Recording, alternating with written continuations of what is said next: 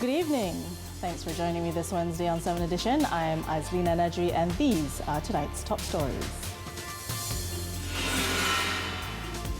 It's up to Azmin Ali to leave or not, says Prime Minister.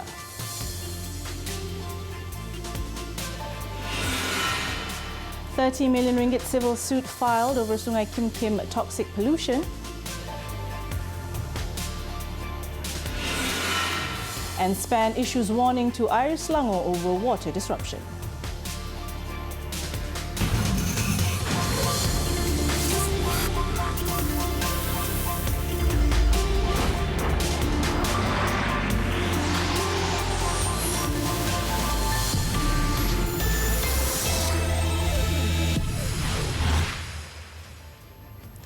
Now, Malaysia's national debt rose to 1.09 trillion ringgit in 2018 from 1.08 trillion in 2017, according to Chairman of Special Parliamentary Select Committee, Datuk Sri Mustafa Mohamad. The amount comprised federal government debts guaranteed by the federal government, and One Malaysia Development Berhad's net debt.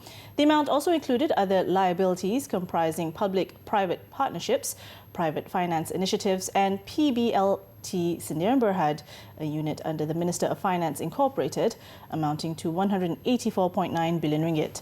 The government had adopted accrual accounting in 2011 in line with the International Monetary Fund, IMF's guide on public sector debt statistics, which applies the same method.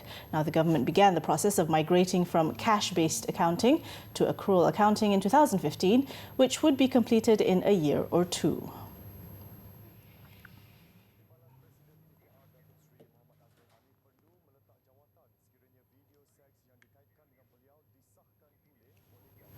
Now, in other news, victims of the Sungai Kim Kim toxic pollution have filed civil suits against 12 parties and are seeking compensation amounting to 30 million ringgit. 71 victims include fishermen and Pasir Gudang residents who filed the two suits in the Johor Bahru High Court yesterday. The first suit named was filed by 42 residents, including school children, while the plaintiffs for the second suit comprise of 129 fishermen whose income had been affected by the pollution. The defendants in the suit include the federal government, Johor state government, and various government agencies. Also named were two directors of a company and a lorry driver accused of causing the pollution. Yap Yok Liang and Maridas and Singaporean Wang Jing Cho were previously charged in court for disposing toxic waste into Sungai Kim Kim last March. During the incident, over 4,000 people fell ill and 111 schools in the Pasir Gudang area were closed. The Prime Minister today said that it is up to Economic Affairs Minister Datuk Sri Azmin Ali, who has been implicated in a sex video, whether to go on leave or to stay on. Tun Dr. Mahathir Mohamad said that no one is guilty until proven so. The Prime Minister was commenting on the call by Deputy Primary Industries Minister Datuk Sri Shamsul Iskandar Mat Akin that political leaders implicated in any kind of wrongdoing should go on leave.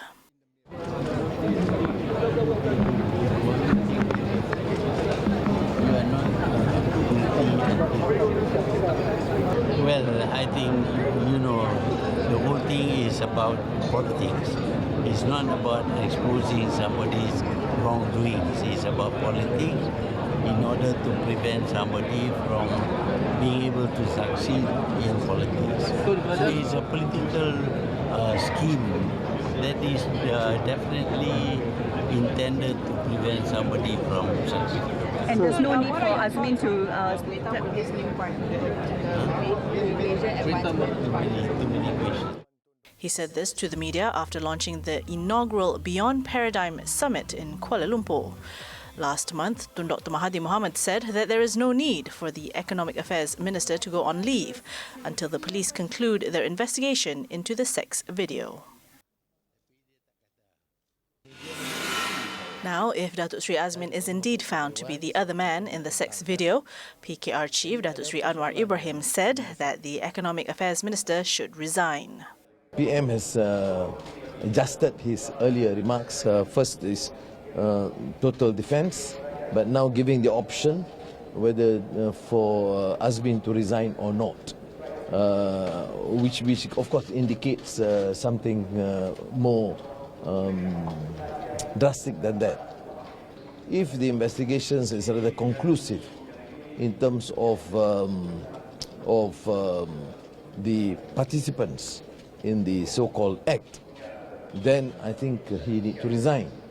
But if we have not ascertained the truth or veracity of the people, the two guys in the video, then he has the option to stay. He was speaking at the Parliament lobby earlier today. The police. Meanwhile, the state PKR leader and another individual have been remanded for 4 days in connection with a sex video. Bukit Aman CID Director Datuk Huzair Mohamad confirmed they were arrested along with a third individual yesterday in Pasir Gudang, Johor, but the third man was released after police recorded his statement. The duo were remanded in court this morning until Saturday to assist in investigations under the Penal Code and the Communications and Multimedia Act. Since a sex video of two men went viral on social media, former Santubong Keadilan Youth Chief Haziq Abdullah Abdul Aziz has admitted he was one of the men in the footage.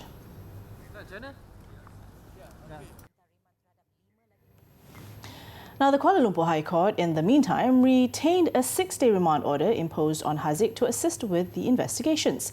However, 5 other suspects detained in relation to the sex video probe will likely be released tomorrow, as the High Court reduced their remand order from 6 days to 4 days.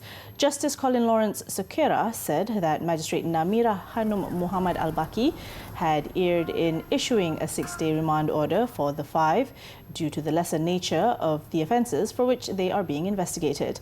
In his ruling, Sokera said the 5 were being investigated only under Section 292 of the Penal Code and Section 233 of the Communications and Multimedia Act 1998.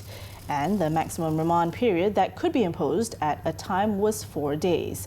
The judge noted that it would be impossible for the 5 others to be charged under Section 377B of the Penal Code, which covers the offence of voluntarily committing carnal intercourse against the order of nature.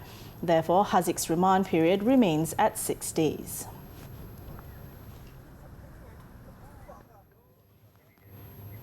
Now moving on to other news, the National Water Services Commission SPAN today issued a warning to Air Selangor saying restore water supply by 9 p.m. on July 26 or face serious management changes. Speaking to the media in the Parliament lobby, SPAN Chairman Charles Santiago said that the warning is issued as there are too many water cuts happening. So therefore I asked for cooperation, I asked for kerjasama from orang ramai. And we understand the anguish, we understand the anguish, and some of us are elected representatives. So the anguish is 10 times more on us than the rest. So we are on top of things, and we'll be on the ground on the 23rd. And we have all requested for the briefing and also to make sure the water is available at different points in different tamans and the different wilayas. I mean, our point basically is that the guarantee given to us by Air Selangor is that by 9 p.m. on Friday, everybody should have water. All the 700,000 over connections will have, connections will have kawasan, will have water back as normal. If it does not happen, then we will request management change.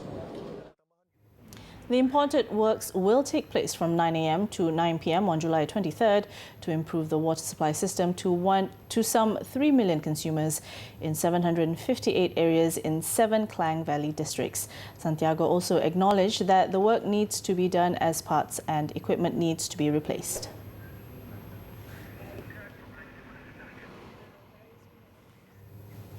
Now, the Kelantan state government says it has no official information regarding the divorce of the Sultan of Kelantan, Sultan Muhammad V. It said that any more information will have to come from the Kelantan Palace itself. So the Kelantan Palace yesterday issued a statement saying no one can be referred to as Permaisuri of Kelantan, Raja Perempuan Kelantan, Sultanah Kelantan or Queen of Kelantan without an official announcement from the Kelantan Palace. The palace issued the statement after rumours of the Sultan's divorce spread on social media.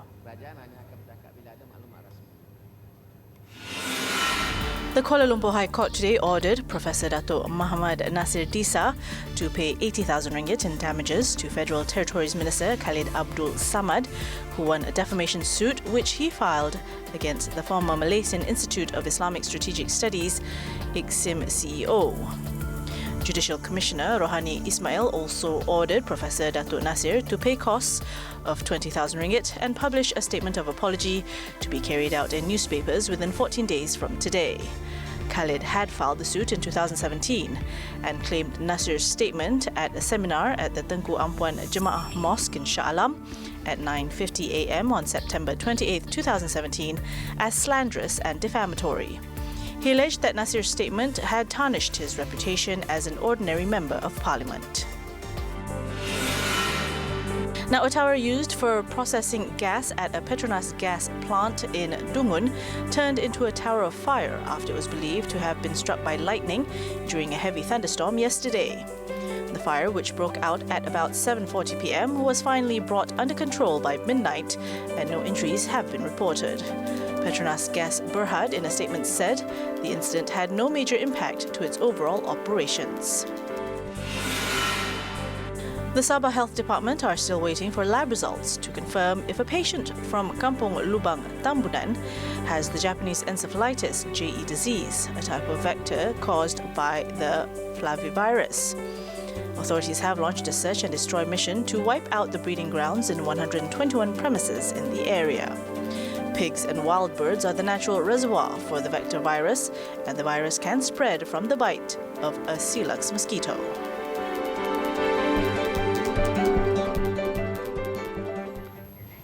Up next, fearless female firefighter amazes netizens. The details next.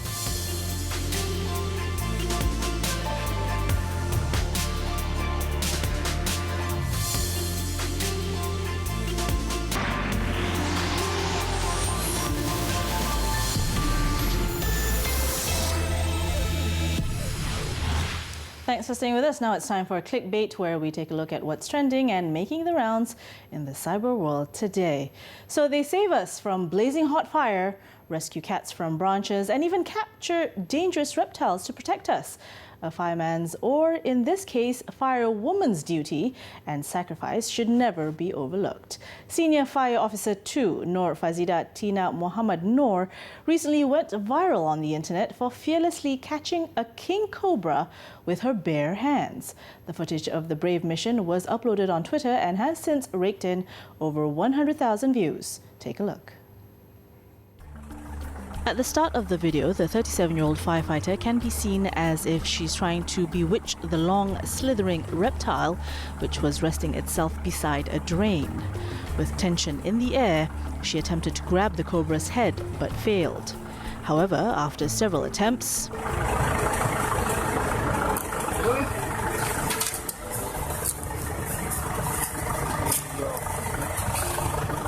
the fearless woman handled the snake like a pro, with a calm face and steady position. Many hailed the woman as a brave fighter.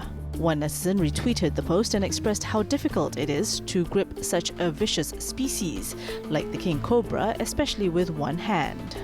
Another questioned why the task was not done by a male firefighter.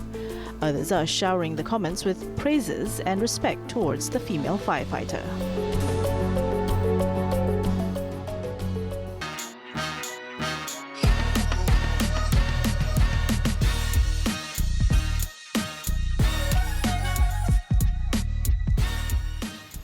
Now, in the fast-moving e-commerce industry, growth is measured in weeks as everyone is out to grab market share.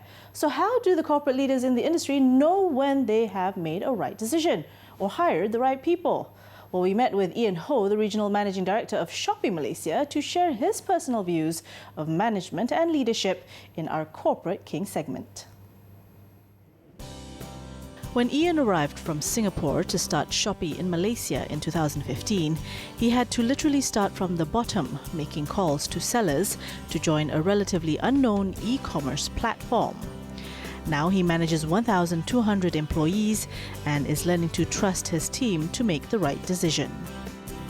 Right now we're about 20 million users in Malaysia now, I think I start to change my approach a bit more. While I still am very hands-on in the new initiatives that we are doing, I depend a lot on the team right now. Because right now with so many people, the business is constantly evolving. We're actually hiring a lot of people who have in-depth knowledge of the different categories they're managing. And I think as we go along, I'm actually trusting them a lot in terms of what they can bring to the table or what they know as subject matter experts.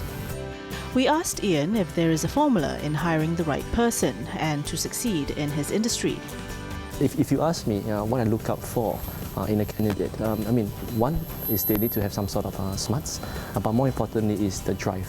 I think in a company like Shopee and at the pace of growth that we are facing, what we're looking for in our employees is the drive to do more. In decision-making, he does listen to his staff, but he believes that every team needs a firm and decisive leader. Democracy works in a country, but I think from a company standpoint, I think democracy does not apply that much, and I tell you why. Right? So as a leader, you need to take the responses from the team. Obviously, you take feedback, but at the end of the day, as a leader, you cannot say, okay, person A says this, I need to maybe do this, or person B says this, I need to do this. I think a strong leader needs to be able to say, collect information for everyone, and then make a decision to move in a particular direction.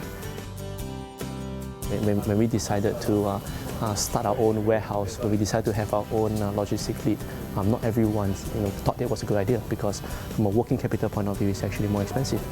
But someone had to make the call, and I made the call and said we should do it.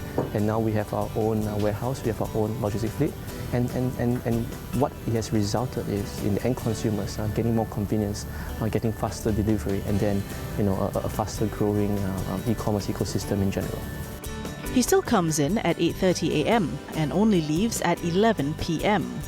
There is some time for family on the weekend, but he is a firm believer of the 997 work ethics, from 9 a.m. to 9 p.m. 7 days a week. It may sound tough, but Ian says it really comes down to what you want in life. I think that the harder I work, or the harder we work as an organisation, I think we help the betterment of the people in Malaysia. However, I also recognise that not everyone follows that philosophy. I think at the end of the day, depending on who you are, you just need to know what you want to do. Some people want their work-life balance because they are able to enjoy life outside. I think at the end of the day, you need to look at what drives you in life from a personal point of view. For Ian, what drives him is knowing his customers are happy and seeing his sellers growing their income on his platform. There is no easy formula for success in the e-commerce industry. What it still comes down to is a drive and passion to succeed.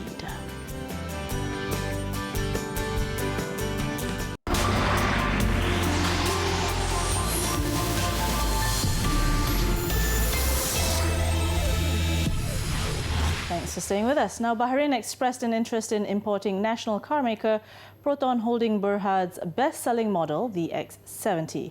Entrepreneur Development Minister Datuk Sri Mohammad Rizwan Yusof said the country is also keen on strengthening bilateral relations, which could provide trade benefits to Proton. Malaysia ini dipandang oleh masyarakat antarabangsa selepas kita mengambil alih daripada kerja lepas. Semana-mana saya pergi hari ini, boleh menarik bilateral, meningkatkan bilateral semua negara di seluruh dunia lah.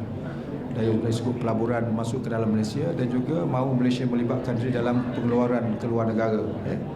Jadi kalau kita baca mana-mana portal pun menyatakan Malaysia is one of the top, if not the top destination for FDI. Datuk Sri Mohammad Rizwan said the matter had been conveyed to Proton and that it was up to the company to pursue it.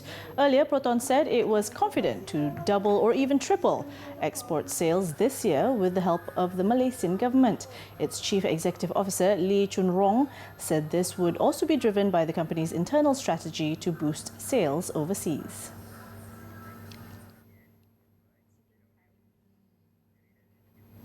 The initiative to allow blacklisted PTPTN borrowers to get housing loans was shot down by personal financial expert Kotar Rosmal. He said that loan borrowers who are already unable to pay off their existing debts will have added burden through this, resulting in bankruptcy.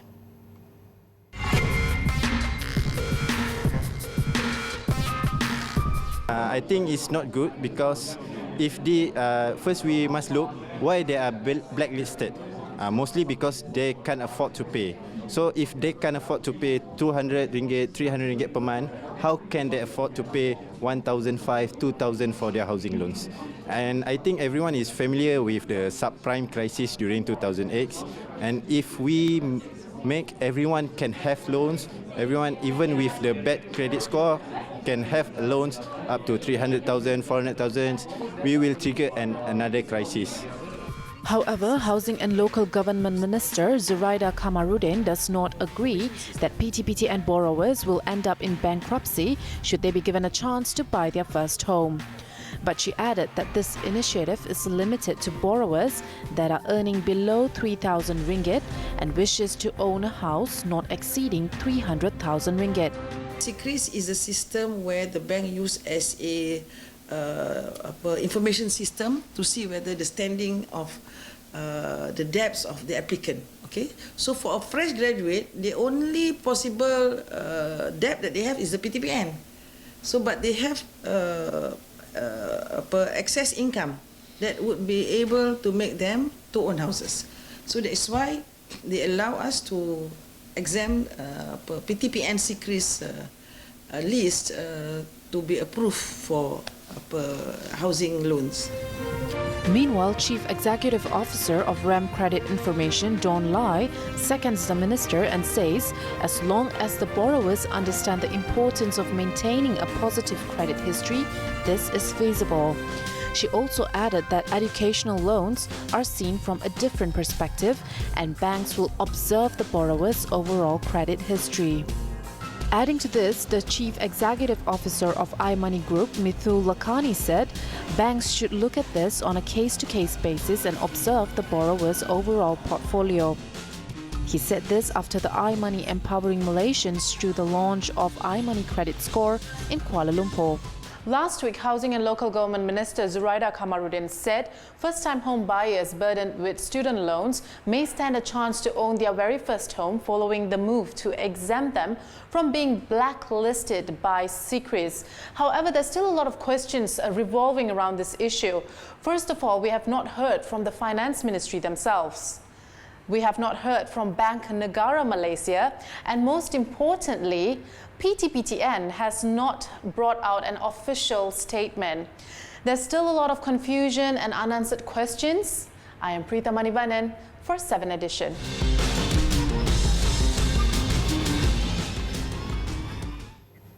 Now, FBM KLCI lost 11 points today to close lower at 1,657 points, tracking its regional peers.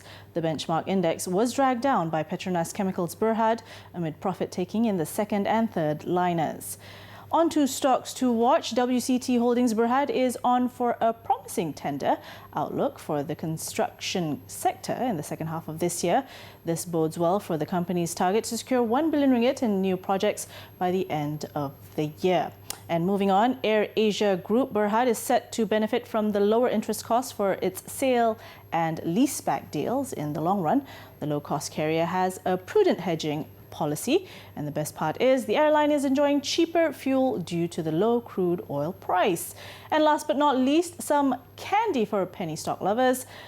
iStone Group Berhad has an unbilled purchase orders of 25.8 million ringgit, which provides near-term earnings visibility over the next 2 to 5 months. The company is big on manufacturing automation, and this is expected to drive its earnings growth moving forward. And that's all for 7Edition this evening. We leave you with visuals of an action-packed ancient sword fighting tradition in Thailand. I'm Azleena Najri. Thanks for watching and have a good night.